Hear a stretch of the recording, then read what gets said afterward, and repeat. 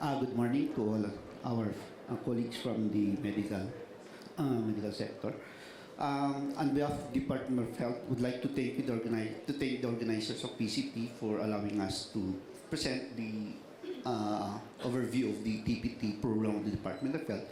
And of course, would like to thank Dr. Hubert for giving us this opportunity. Actually, we made some during the PhilCat convention last year. At PhilCat strategic meeting, we made some requests if we will be given an opportunity to reach out to the private sectors so we can also improve our TPT targets. You will see later in the presentation how far are we from the target as far as the Department of Health is concerned. Okay.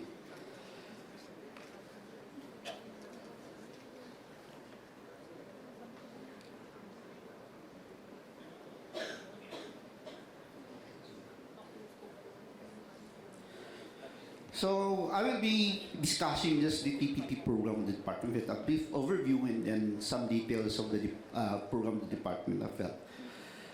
We'll just briefly describe the status of TB globally as far as Philippines is concerned, because the details of the TB situation in the country as well as the priorities of the Department of Health will be discussed by Secretary Herbosa tomorrow. So just an overview.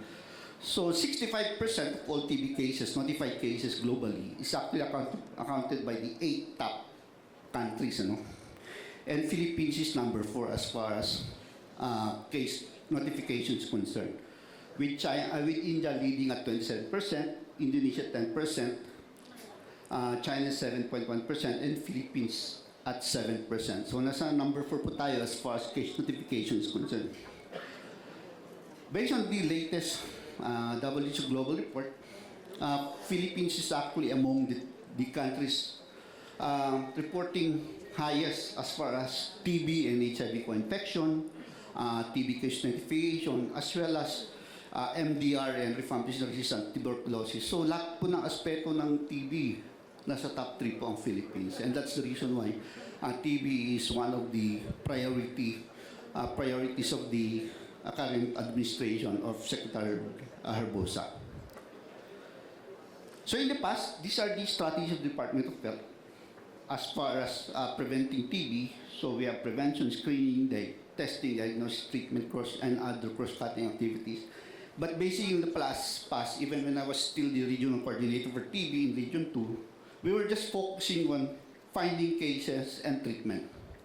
And therefore, we were just trying to treat cases already, individuals already have TB. But recently, as discussed by Dr. Hubert, it is also very important to try to prevent the development of active TB among cases who are already at risk of developing active TB. And therefore, recently, the Department of Health has started to strengthen the preventive side of TB, which is we're trying to scale up the use of shorter treatment, preventive treatment for latent TB. So why are we now focusing? Actually, this was already discussed by Dr. Hubert, but just to emphasize why DOH is trying to put fundings on TPT is that TPT for us is treatment offered to patients with TB infection with the intention of preventing or reducing the risk of developing TB disease. Therefore, preventing TB infection from progressing to active TB. So, ang purpose po niyan is, kung meron po tayong bathtub full of TB cases, we can only bring down the prevalence of TB cases. In the past, we were trying to bring down the prevalence of TB cases by treating those already who are included in the prevalence. Ito yung mga TB na. But we're also now trying to reduce yung individuals who will eventually be included in the prevalence, yung mga bagong cases. And therefore, that's the reason why we're trying to strengthen the preventive side of the TB program. So this is the history of the TPT program of the Department of Health. I think this was mentioned briefly by Dr. Hubert. So it started in 2004 with the giving of INH to children less than 5 years old with negative chest X-ray and TST. And then in 2008, the Department of Health started giving TPT to people living with HIV with no active TB, and these patients were given INH preventive treatment. And then in 2014, the TPT was further expanded to include all symptomatic household contacts that is less than 5 years of age, contacts of bacterial confirmed index case. So these are the individuals. And then in 2018, we started to adopt the shorter regimens for the TPT, which is the 3HR and 3HP. So currently, these are the indications for giving TPT as far as the Department of Health is concerned. So these are indicated for people living with HIV, for household contacts of bacteria-confirmed TB, children 5 years old who are household contacts of clinically diagnosed TB, close contacts of bacteria-confirmed TB, and other high-risk groups. These are patients receiving dialysis, patients preparing for an organ hematological transplantation, patients initiating anti-tumor recursive factor treatment, and patients with silicosis. So currently, these are the indications or the that the Department of Health is considering for giving TPT. So these are the current regimen as far as TPT is concerned. But as far as the Department of Health is concerned, currently we're only using two. The 3HR, which is the INH rifampicin daily, and the 3HP.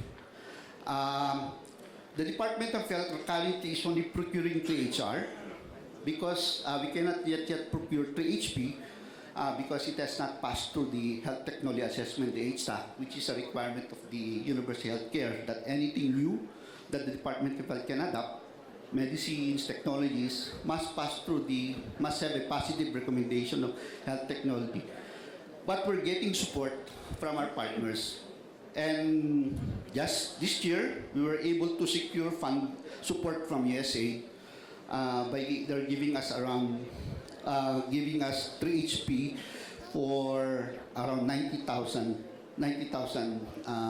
individuals who are eligible for TPT. But the Department of Health currently is now shifting towards 3HP. We're trying to go away from 3HR, and we're going to 3HP because as far as we're concerned, I think this will improve compliance as well as acceptance of the TPT regimen. With 3HB being given only on a weekly basis for 3 months compared to 3HR, which is being given on a daily basis for 3 months. Probably this is the reason why many of the household contacts among our TB patients refuse to receive TPT because they say, ba't akong tatanggap ng gamot wala naman akong TB? So this is probably one of the reasons why many of our household contacts identified for possible TPT refuse to have TPT. But probably with the use of 3HP, we will have better acceptance among our eligible population. So just to show to you po yung accomplishment po ng TPT, ng Department of Health, and you will see how far are we as far as target concerned. In the early years of TPT, yes, we're almost close to our targets. But we have gradually increased our targets as far as TPT is concerned because, as I've said, the WHO has seen the importance of improving TPT in further reducing the incidence of TB cases in the country. And we've gradually increased it from around less than 10,000 to 304,000 in 2023. However, as far as accomplishment is concerned, we hardly reach 20% as far as coverage is concerned. In 2022, we're only able to cover 26,000 plus out of the 197,000 target that we have identified. And for 23, we're able only to cover 29,000 out of the 304,000. So this is actually the problem, the issue that we would like to from the private sector to help us in the department, how we could further increase our TB coverage and of course help us reduce further the incidence of TB cases in the country. I think this is my last slide. Okay. With that, thank you po.